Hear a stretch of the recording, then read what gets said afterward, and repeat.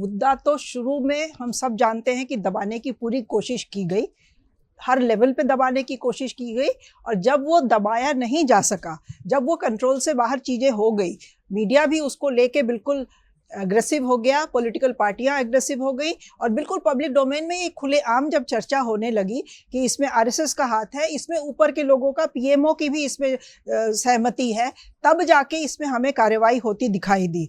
अब उन लोगों की चुप्पी बहुत लंबे समय तक उन शंकाओं को जन्म पुष्ट करती रही कि इसमें बहुत बड़े लोगों का हाथ है, आरएसएस से जुड़े हुए लोगों का हाथ है। आरएसएस के लोगों से मतलब सिर्फ चंपत राय तक नहीं, ऊपर तक लोग इशारा कर रहे थे। और जब नृपेंद्र मिश्रा ने बोलना शुरू किया तो हुआ कि ये तो सारा कुछ पीएमओ की जानकारी में भी था, और अगर तब तक कार्रवाई नहीं होती दिखी तो इसका मतलब कि अंदर अंदर उस लेवल पे दबाने की कोशिश हो रही थी। जब नहीं दबा, लगा कि डैमेज ज़्यादा हो जाएगा, उसका पॉलिटिकल जो कॉस्ट है बहुत बड़ा हो जाएगा, तो फिर एक कवर अप करने का एक्सरसाइज शुरू हुआ, जो कि एसआईटी जिसको कि हम जानते हैं।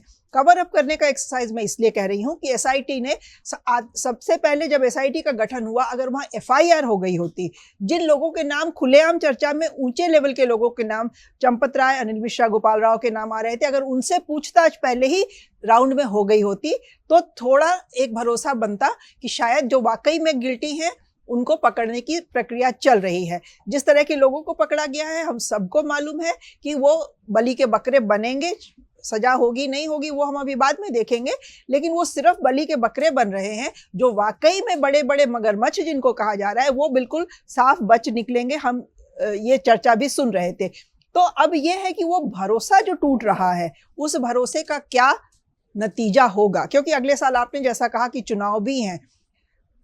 पॉलिटिकल पार्टियां, खास करके समाजवादी पार्टी जो यूपी में मेन ऑपोजिशन पार्टी है, वो इस मुद्दे को लेके बिल्कुल मुखर हो गई है, एग्रेसिव हो गई है, और कोई दिन ऐसा नहीं जाता है जब उनकी तरफ से कोई बयान नहीं आता है। कांग्रेस को अभी फिलहाल समझ में नहीं आ रहा है कि उनको क्या इस पे स्टैंड लेना चाहिए। वो एक कदम आगे दो कदम पीछे वाला उनका मामला हमेशा रहता है, हर बड़े क्रूशल इशू पे रहता है, वो अभी भी है। कांग्रेस की तरफ से हमें बहुत ज़्यादा इसमें दिखाई नहीं दे रहा है कि उनको ये पता हो कि इसको कैसे हैंडल करना है। लेकिन अगर पॉलिटिकल पार्टीज इसको कायदे से उठा लें और बिल्कुल जनता के बीच में रहें उस मुद्दे को लेकर के, तो ये मुद्दा अगले इलेक्शन में बीजेपी को नुकसान जरूर पहुंचाएगा। और बीजेपी को नुकसान, अगर हमें ये बात पता है तो बीजेपी में भी लोगों को पता है, इसलिए अब आ रहा है कि आरएसएस भी सामने आ गई है, चंपत राय से भी पूछताछ हो गई है, अनिल मिश्रा से भी पूछताछ हो गई है। तो ये सारा कुछ मैनेजमेंट का मामला है। वो मैनेज करने की कोशिश कर रहे हैं कि लीस्ट पॉलिटिकल डैमेज के साथ उसको कैसे मैनेज किया जा सके।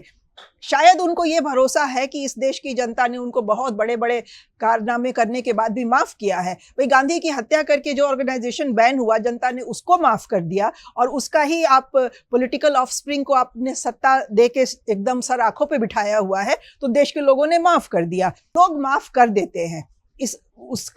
इस मामले का पॉलिटिकल कॉस्ट लोग कितना देंगे वो हमें अभी नहीं पता है, डिपेंड करेगा। लेकिन दोनों खेमों को पता है कि ये दोनों खेमों को नुकसान देने वाली चीज तो है ही। इसीलिए हम अभी, चूंकि डेवलपिंग है ये मामला, अभी फाइनल रिपोर्ट एसआईटी की नहीं आई है, हम देख लें कि एसआईटी क्या कहता है, और उसमें हमारे बाबा जी का बुलडोजर चलता है नहीं चलता है, उसमें अरेस्ट होते हैं कि नहीं होते हैं बड़े लोगों के, सारा कुछ इस पर डिपेंड करेगा। और दूसरी पार्टियां इस मामले को कैसे लेके जनता के बीच में उनको कन्विंस करती हैं, उस पर भी डिपेंड बहुत करेगा। अगर आप ये वीडियो YouTube पर देख रहे हैं तो हमारे चैनल को सब्सक्राइब कर बेल आइकन दबाएं, और Facebook पर देख रहे हैं तो हमारे पेज को लाइक करें।